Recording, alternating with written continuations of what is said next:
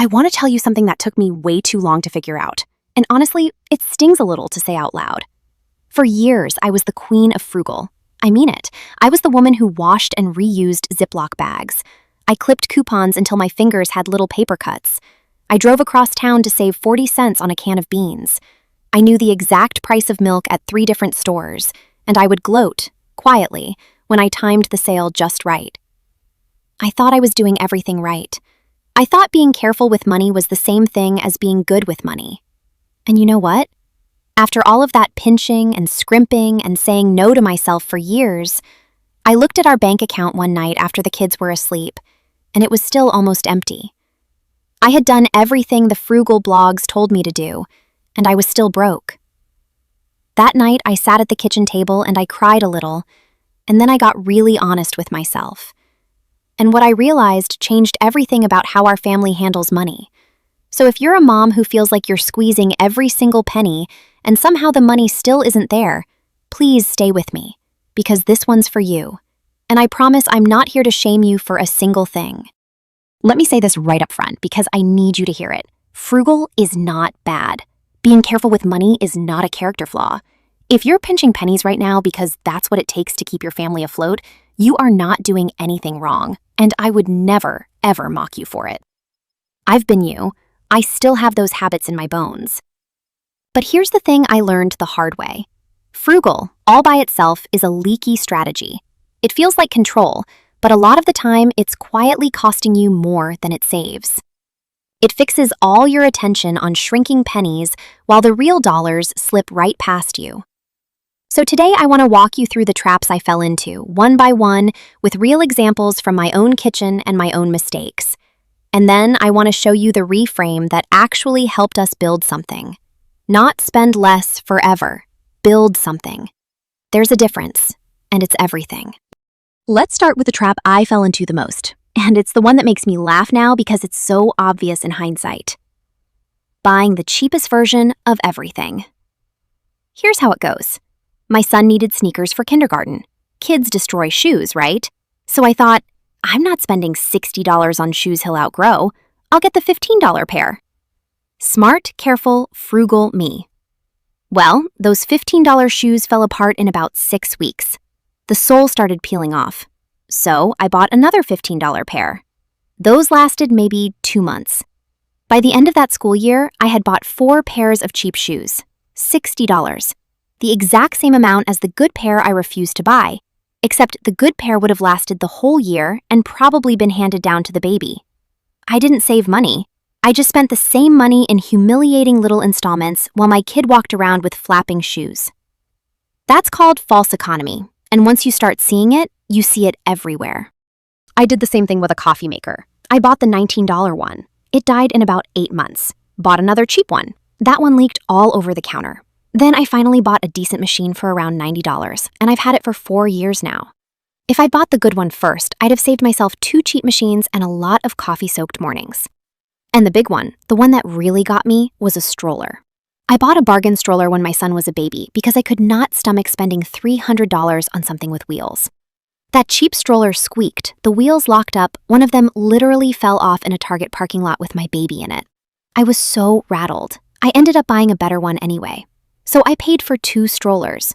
The cheap one wasn't a bargain. It was a down payment on the real thing plus a scare in a parking lot. When something is going to get used hard, over and over, buying the cheapest version isn't saving. It's renting your regret in monthly installments. Now here's the second trap, and this one is sneaky because it doesn't show up on any receipt. The time cost. Oh, I was a champion of the time-wasting bargain hunt. I would drive to one store for the cheap chicken, then another store for the cheap paper towels, then a third store because they had the good price on diapers that week. 3 stores. An hour and a half of driving with a toddler melting down in the car seat and a baby who needed to nurse. And what did I save? Maybe $6. $6 for an hour and a half of my life, plus gas, plus my sanity. If somebody had offered me a job that paid $4 an hour to haul my kids around town, I'd have laughed in their face. But I did it to myself every single week and called it being responsible. And the coupons. I want to be gentle here because I know some women genuinely love couponing and turn it into an art form. And if that's your joy, go for it. But for me, I was spending 2-3 hours on a Sunday clipping and sorting and matching coupons to sales to save maybe $11.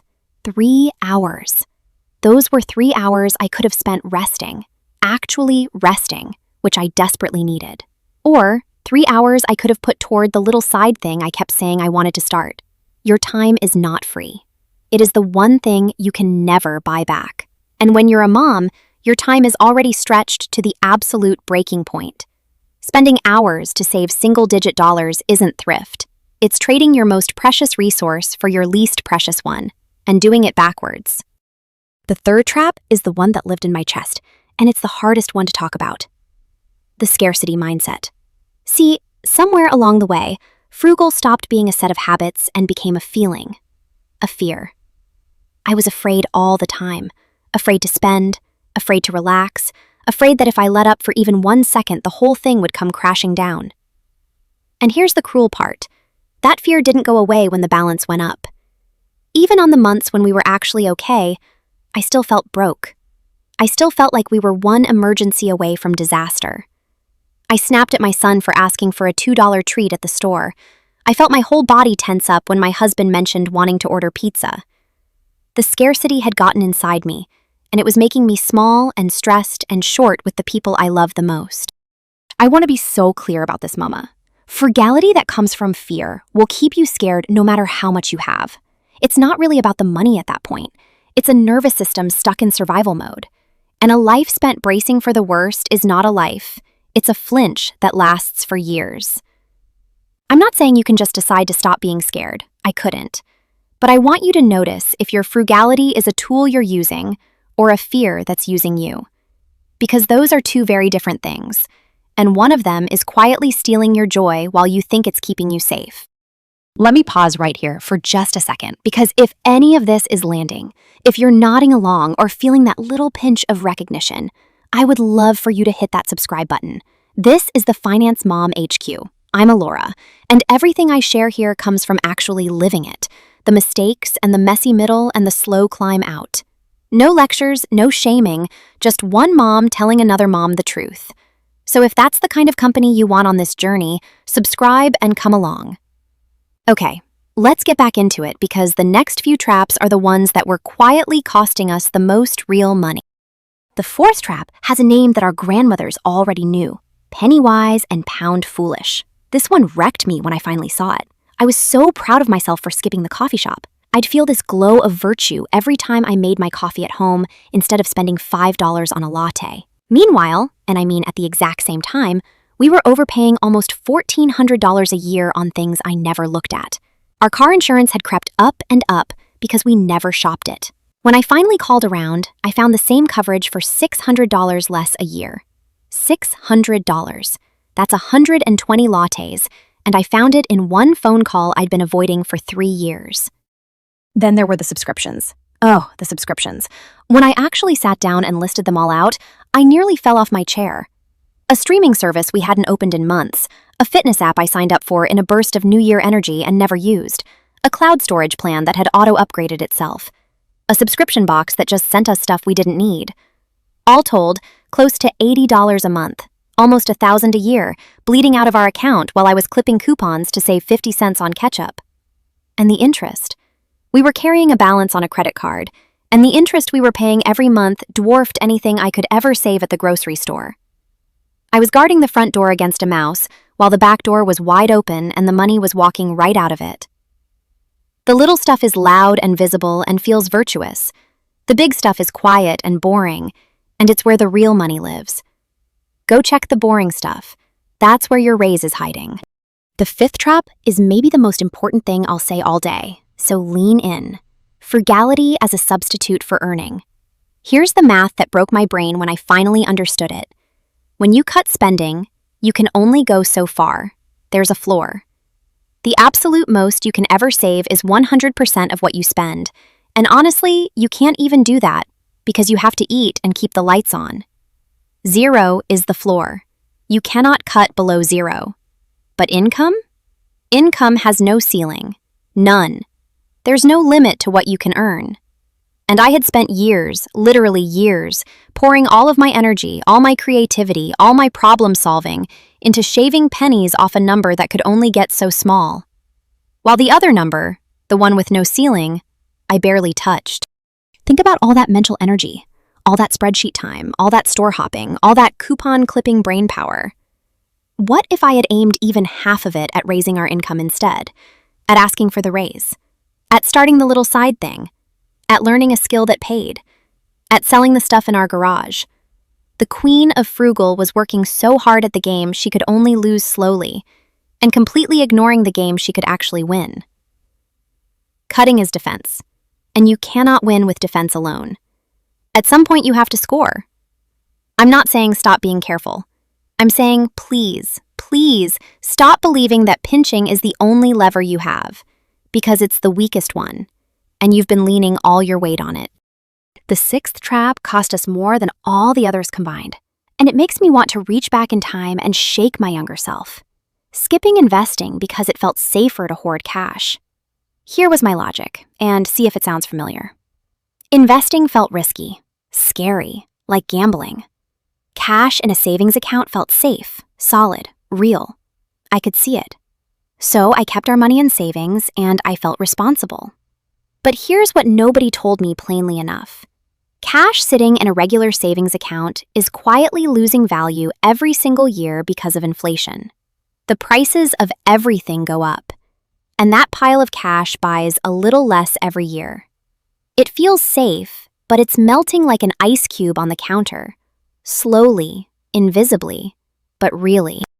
And the one that truly hurts. My husband's job offered a 401k match. They would match his contributions up to a certain percent. Do you understand what that is?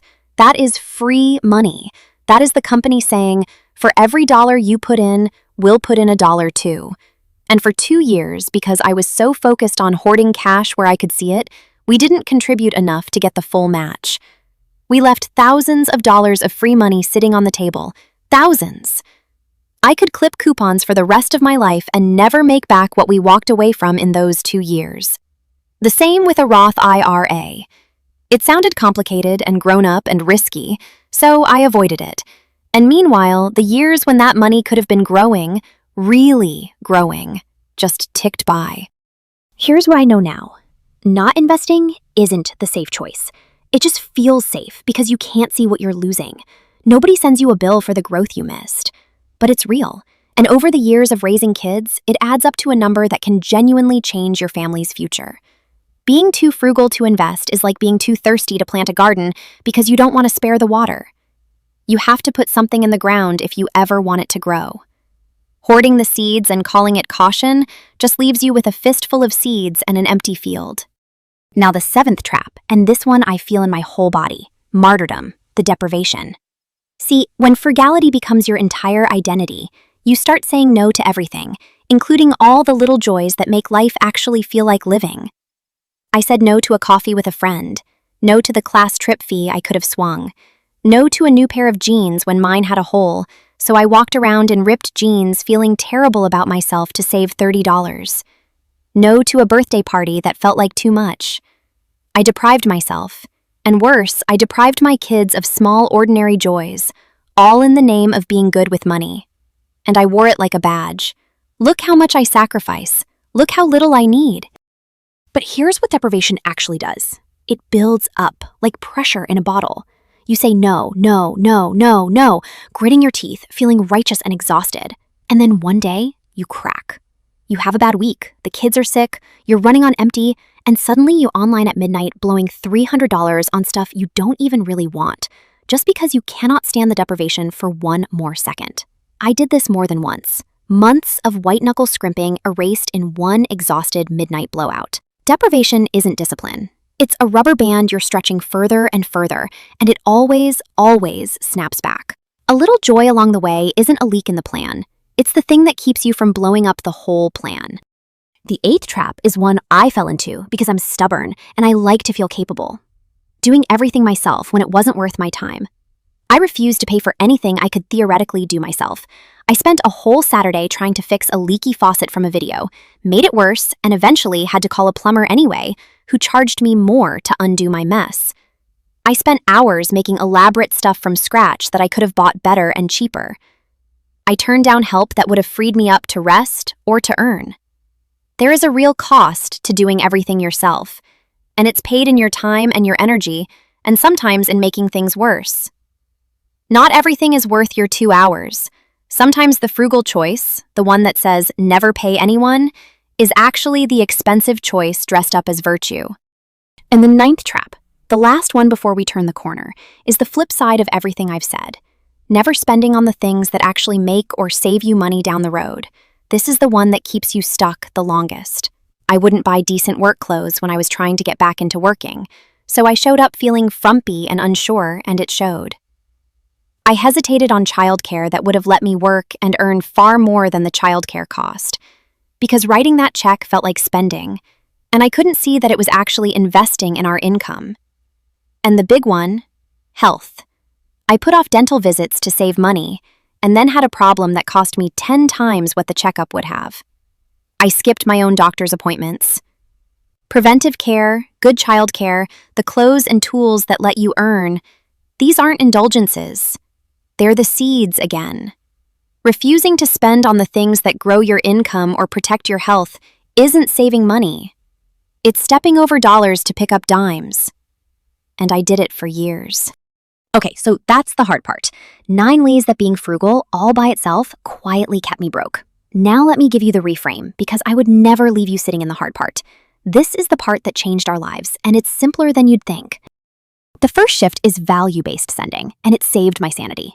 Here's the idea. Instead of trying to cut everything, you cut ruthlessly on the things you genuinely don't care about, and you spend freely, without guilt, on the few things you truly love. For our family, I realized I don't actually care about having a fancy car, so we drive a boring, paid-off car, and I feel great about it. I don't care about brand-name clothes, so we buy secondhand and I don't blink. But I do care about our family taking one real trip a year to make memories with the kids while they're little, so we spend on that, on purpose, with a full and happy heart. The point isn't to spend less on everything. It's to stop spraying your money thin across things you don't even value, so there's plenty for the things you do. Frugal on the boring stuff, generous on the stuff that matters. That's not reckless. That's the whole game. The second shift is buy it for life on the few things that get used hard. Remember the shoes in the stroller? The lesson isn't spend more on everything. It's spend well on the handful of things you use every single day. The things where cheap means buying it 3 times. Good shoes for growing feet, 1 solid appliance instead of 3 flimsy ones. The chef's knife, the winter coat, the mattress you sleep on for a third of your life. Buy the good one once, take care of it, and stop bleeding money on replacements. It feels like spending more. It's actually spending less, spread out over years instead of paid out in a slow drip of regret. The third shift is the big one. Focus at least as much on earning and investing as you do on cutting. If you took even half the energy you pour into pinching pennies and pointed it at growing your income, everything changes. Ask for the raise. Start the little side thing you keep daydreaming about. Sell what you don't use. Learn the skill. And once the money is coming in, put it to work. Which brings me to the fourth shift, and this is the one I beg you not to skip. Automate your investing. Get the full 401k match, every dollar of that free money, no exceptions. Open the Roth IRA even if you can only put in a little. Set it to happen automatically so your scared brain doesn't get a vote every month. When it's automatic, you can't chicken out and you can't spend it. It just quietly grows in the background while you're busy raising your babies. That right there, earning more and investing on autopilot. That is how families actually build wealth. Not by clipping coupons, by raising the income and letting time and the market do the heavy lifting. And the fifth shift, the one that healed something in me, is permission. Permission to spend on real joy. You are allowed to buy the coffee. You are allowed to take your kids for ice cream on a Tuesday for no reason. You are allowed to buy yourself the jeans that fit. Joy is not the enemy of a good financial life. Joy is the whole point of a good financial life. Because here's the truth I finally understood at that kitchen table. The goal was never to spend as little as humanly possible until I died with a full bank account and an empty life. The goal is to build a life, a real one, full of memories and small pleasures, and a solid foundation under our feet. That's really what all of this comes down to, Mama. As moms, we're doing two of the hardest jobs at once. We're raising kids and retirement funds, both at the same time, usually while exhausted. And we deserve a money life that has room to breathe in it. Frugal isn't bad. Please hear me one more time on that. Being careful will always be part of a smart plan. But frugal alone is a leaky bucket. You can pinch every penny and still end up right where I was, at the kitchen table at midnight, wondering where it all went. The way out isn't to pinch harder, it's to widen your view. Cut on what you don't care about. Spend well on what you do. Put as much heart into earning and investing as you ever put into saving. And for goodness sake, let yourself have a little joy along the way, because a plan you hate is a plan you'll quit. I spent years being the queen of frugal, and it kept me small and scared and broke. The day I stopped trying to shrink my way to security and started trying to build my way there, everything got lighter. Not perfect, not overnight, but lighter and moving in the right direction, finally. If this helped you, if it made you feel a little less alone or a little more hopeful, please do me a favor and subscribe to the Finance Mom HQ. This is what we do here. One honest conversation at a time, from one mom to another, no shame and no jargon, just the real stuff that actually works. Share this with a friend who's pinching every penny and still feels stuck, because she needs to hear that it's not her fault and there's a better way. Thank you for spending this time with me today. I know how precious your time is, I really do. Take a deep breath, be gentle with yourself, and I'll see you in the next one. You've got this, Mama. Truly, you do.